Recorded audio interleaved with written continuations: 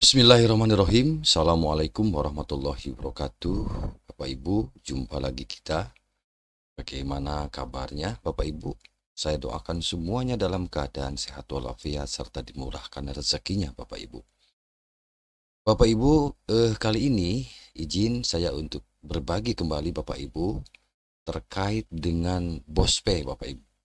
Jadi kita coba untuk berbagi kepada Bapak dan Ibu mengintip kebijakan baru dana BOSPE tahun anggaran 2023 ya Bapak Ibu.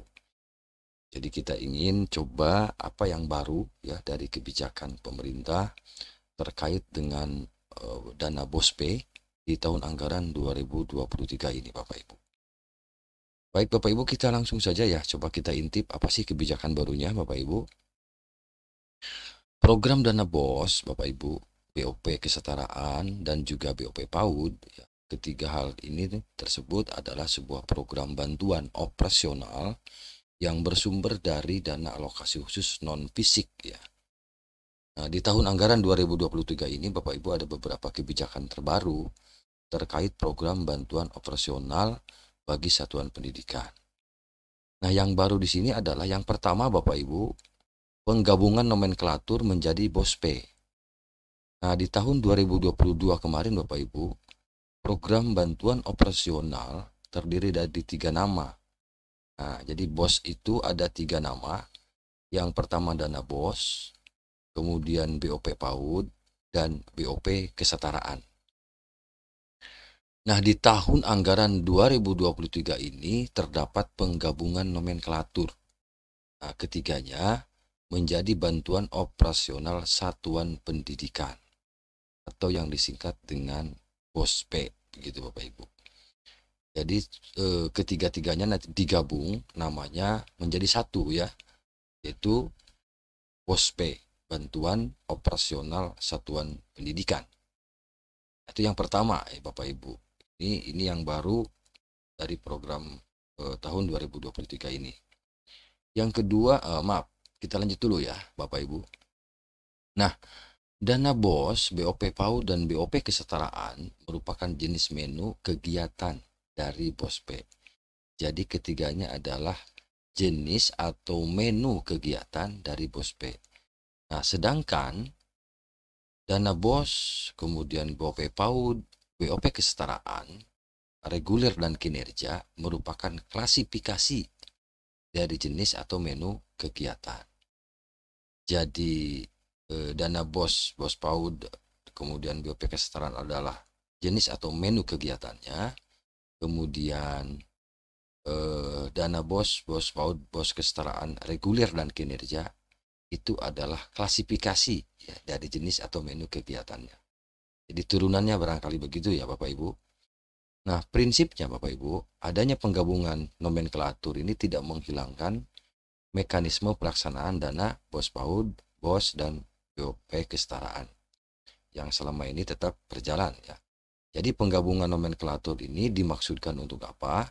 Untuk penyederhanaan ya, untuk menyederhanakan dan memudahkan dalam pemanfaatan dana cadangan antar jenis atau menu kegiatan.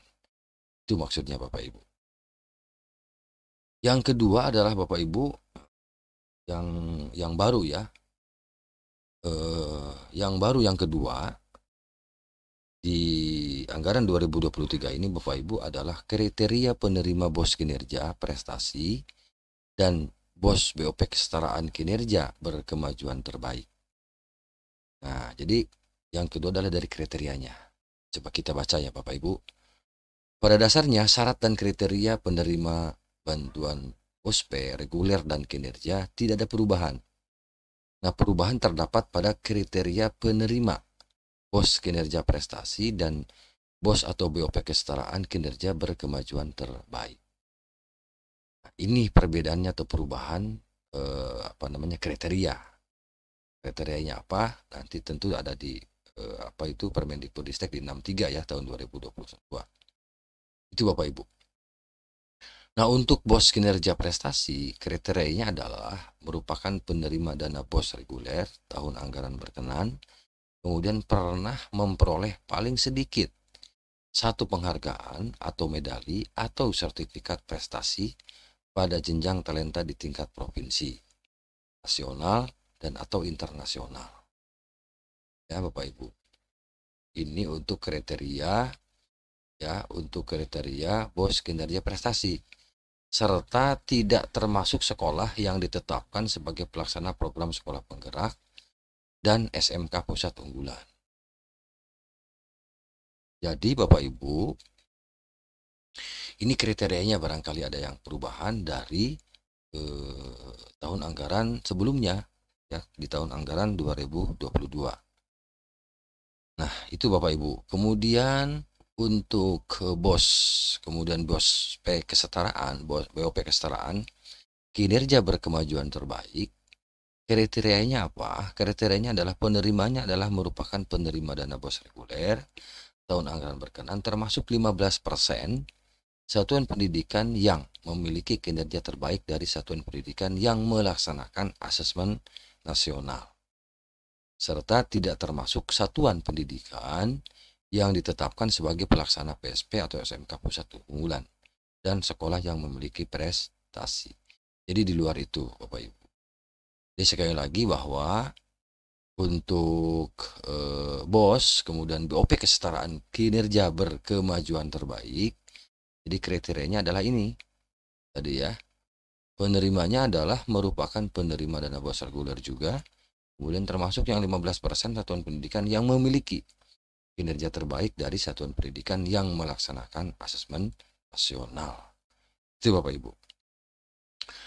Kemudian yang ketiga ya dari anggaran 2023 ini adalah satuan biaya yang bervariasi ya untuk BOP kesetaraan. Nah, di sini Bapak Ibu di tahun sebelumnya satuan biaya untuk BOP kesetaraan ini berlaku untuk semua wilayah. Nah, sedangkan di tahun 2023 ini Bapak Ibu, bahwa satuan biaya BOP kesetaraan itu berbeda antar wilayah.